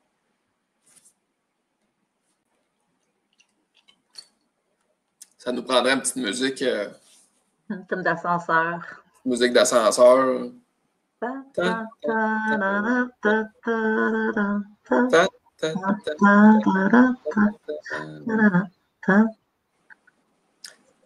n'a pas beaucoup de réponses. Non. Laissez faire le pourquoi. Dites-nous juste lequel serait le mieux. OK, bon, Florin. B. Florin, il va avec le B, tous les ingrédients, on devrait dire tous les nutriments. Okay? Tous les nutriments sont à moins de 15 %. OK. OK, c'est une belle façon c'est une bonne façon de voir. Florin a utilisé plus le pourcentage de valeur quotidienne. Good. Manon, il va avec le B aussi. Oui, le B. Ah, OK. Intéressant. J'aime quand même la logique de Florin qui est allé avec les pourcentages de valeur quotidienne. Manon avait dit B. Pourquoi B? Parce qu'il y avait moins de sucre, effectivement. Hein? Philippe, il n'aime pas le yogourt. Ça doit être pour ça. Oui, peut-être. Hein? Non, il aime ça. OK. Alors, pourquoi ni un ni l'autre? Oui, Philippe, pourquoi ni l'un ni l'autre? Ils sont pareils. Ils sont pas tout à fait pareils. Si on compare, là, bon, chacun a leur point fort et point faible. OK, intéressant. La différence majeure, là, avec ces 2 yogourts-là. Bon, si on commence avec les calories, 140 à gauche pour le A, 110 pour le B. Quand même une petite différence de calories. Bon, ça c'est une chose. Si on y va avec le gras, 5 grammes de gras au total, qui correspond à 7 % de ma valeur quotidienne de gras pour le A.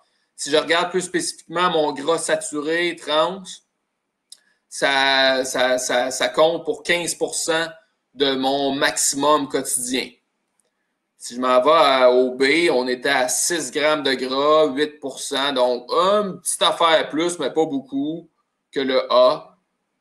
Pour le gras saturé, bah, c'est presque similaire aussi. Hein? Il n'y a pas une différence notable. Là où ça devient un peu différent, c'est au niveau du sucre. OK?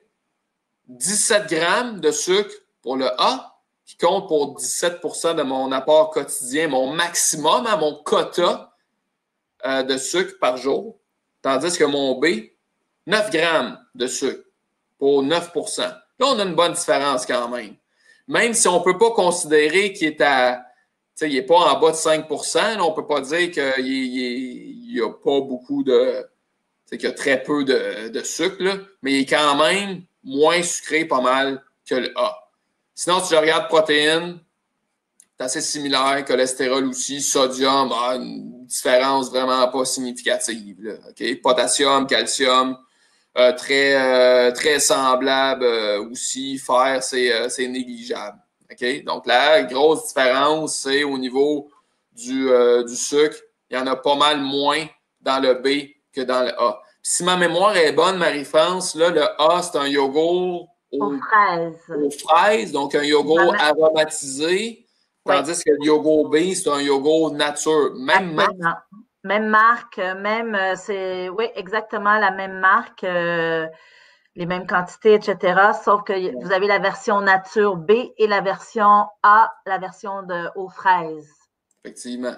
Si on vous avait mis la liste d'ingrédients en dessous de chaque yogourt, ça aurait pu vous aider aussi à voir que, oups, le B, ben, il y a du sucre ajouté.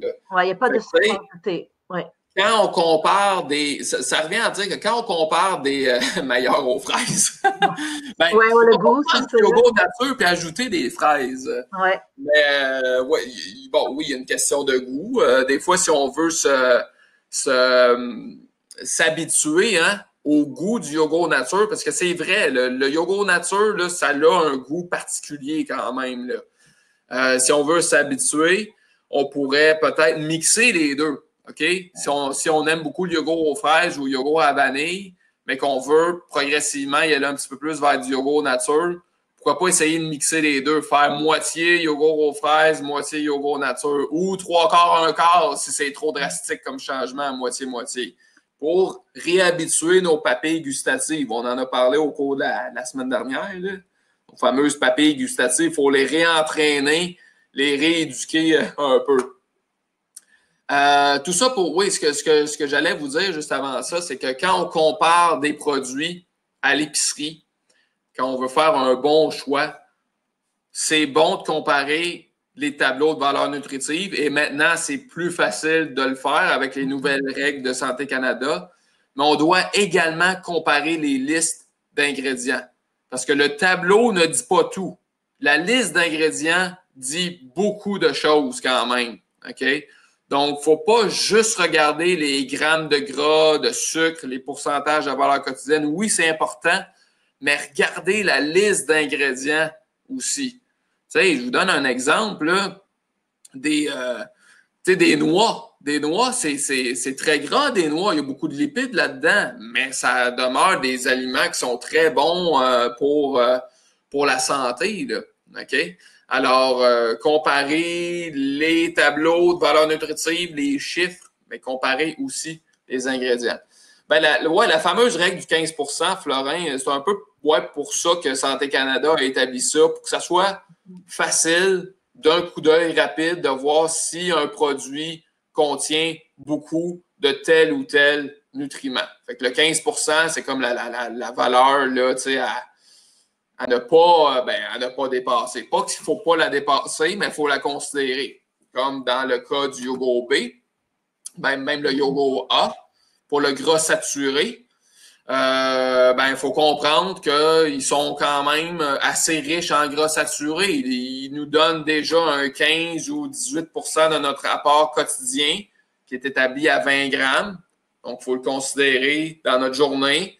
Peut-être pas, en plus de ce yogourt-là, manger beaucoup de fromage dans notre journée ou beaucoup de viande rouge parce que là, on pourrait peut-être dépasser notre 20 grammes de gras saturé. Okay? Donc, tout est une question d'équilibre dans notre repas, dans notre journée, dans notre semaine, dans notre panier d'épicerie. Hein, l'équilibre, ça en revient souvent à ça. Puis c'est un exemple, faire attention aussi dans l'industrie alimentaire, si on veut garder à peu près le même nombre de calories dans les produits qu'on compare, ben si on ajoute du sucre ou si on enlève du gras, ben c'est parce qu'on a rajouté du sucre. Puis ça, c'est un bel exemple ici avec les yogourts. On a vraiment ajouté presque le double de sucre du yogourt nature. Donc, pensez que dans votre yogourt A, il y a 9 grammes de sucre, c'est des sucres naturels. Donc, ils ont quand même rajouté un autre 8 grammes de sucre ajouté. Puis 8 grammes de sucre ajouté, ben, c'est 2 cuillères à thé de sucre ou 2 petits sachets de sucre qu'on met dans notre café, là. Donc, quand vous mangez votre yogourt aux fraises, ben c'est comme si vous ajoutez dans votre yogourt nature 2 cuillères ou 2 sachets de sucre en plus. Là, je viens tout juste de remarquer, là, je ne sais pas s'il y en a qui ont remarqué ça, qui ont un œil de lynx ou un œil de faucon. Il y a une petite erreur dans le tableau du yogourt B. Nous autres, on a fait un copier-coller, là, mais il y a une petite erreur. C'est au niveau des glucides. Donc, on disait qu'il y avait 9 grammes de sucre, mais 8 grammes de lipides.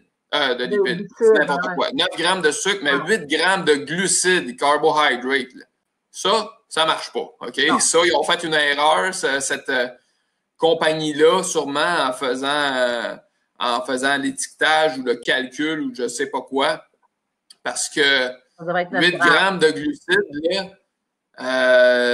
les glucides, ça comprend les fibres et les sucres. Donc, on devrait pas avoir une quantité de sucre plus grande que la quantité de glucides. Là. Donc, ça, c'est une erreur de probablement la compagnie comme telle. Là.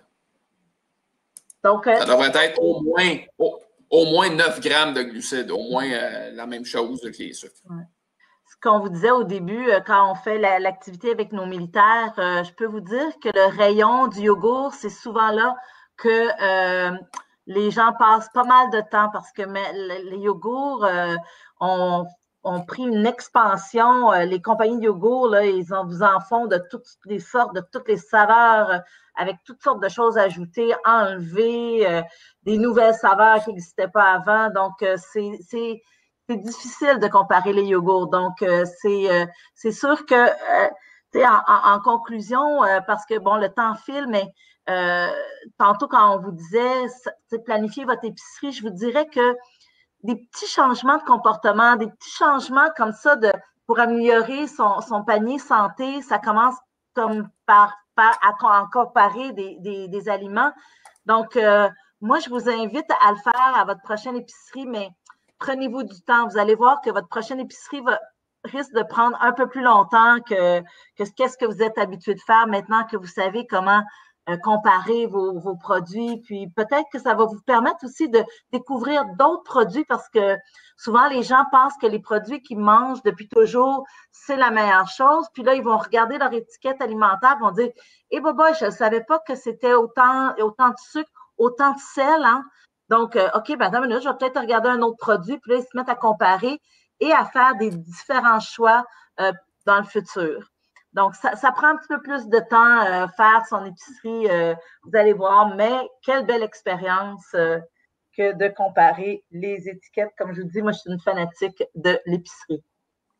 Ça peut être un peu plus problématique, malheureusement, à cette période-ci, de faire une épicerie où est-ce qu'on compare les produits, où est-ce qu'on prend notre temps. Bon, avec les règles de distanciation sociale et les directions dans les allées d'épicerie, on nous dit de pas trop, excusez l'expression, mais tripoter les produits sur les tablettes, de comparer tout ça. Fait que là, c'est peut-être un petit peu malaisant de le faire à cette période-ci, là, malheureusement. Oui. Alors, vous avez toujours les ressources que vous connaissez maintenant qu'on vous présente à la fin de chaque webinaire. Et puis, bon, vous les connaissez, je vais quand même les passer rapidement. Programme d'aide aux membres, la ligne directe sur le Canada pour le suicide. N'oubliez pas qu'il y a le 1866 appel aussi ici au Québec, qui est une ligne, la ligne directe pour prévention du suicide. La COVID aussi, la ligne pour les familles. Vous avez l'inconduite sexuelle aussi, des numéros 1-800 ou 1-844. Ce sont des numéros qui sont gratuits. Jeunesse, j'écoute. Et la ligne ARC pour soutenir le COVID. Donc, ce sont tous des bonnes ressources en cette période. Puis rapidement, juste pour vous dire que notre prochain webinaire, c'est mardi prochain, le 23 juin à 10h. Et là, on va parler justement, c'est vraiment intéressant de les différents facteurs qui influencent notre poids. Donc, on va vraiment s'attarder un peu plus que la nutrition. On va parler d'alcool, de stress, le sommeil. En fait, tout ce qui influence notre poids. Parce que parfois, on dit crime, je fais attention, j'ai des bons comportements nutritionnels, je m'entraîne, tout ça, mais je sais pas trop pourquoi ça fonctionne pas, mon poids santé. Donc, c'est ça. On va en discuter la semaine prochaine. On va en parler. Puis aussi, on va voir aussi par rapport avec les différentes diètes. Puis aussi nos choix au restaurant. Bon, en ce moment, on y va pas beaucoup, mais que ça a vraiment une influence. Donc, c'est tout ce qui influence votre poids autre que la nutrition, l'activité physique. Voilà. J'ai également mis dans le chat là, le lien pour s'inscrire au prochain webinaire. Bon, je sais qu'il y a quelques personnes là, qui ont déjà dû quitter, Ouais. mais ceux qui sont encore en ligne, là, si vous voulez vous inscrire à la semaine prochaine, vous pouvez le faire dès maintenant. Je sais qu'il nous reste Florin en ligne. Et puis, bon, super, ben, on vous dit à la semaine prochaine. Florin, dans ce cas-là, on peut peut-être remettre nos caméras pour dire un beau bye-bye. Ciao, ciao tout le monde.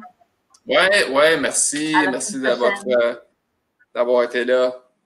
À la semaine prochaine. Au revoir à tous. Passez une belle journée. Profitez du soleil. OK. On a encore 2 personnes en ligne, Marie-France, mais OK, bon, bonjour, bienvenue, José, bienvenue peut-être à la semaine prochaine. On a pris un petit peu plus de temps, Marie, mais je voyais quand même là, que les personnes sont restées pas mal là, jusqu'à la fin. Ouais. Là, c'est vraiment à la fin, là, on a peut-être 2 personnes là, qui ont dû quitter avant, là, mais sinon sont restées pas mal en ligne tout le long. Super. Bon, bonne journée à toi, Maxime. Ben oui, on se reparle cet après-midi. D'accord. Bonne journée. Bye. Ah, pas la semaine prochaine. Pas de problème, José. Écoutez, on va avoir un 6e webinaire l'autre semaine d'après. Très bien. Alors, bonne journée. Bye. Au revoir. On termine la session. Bye bye.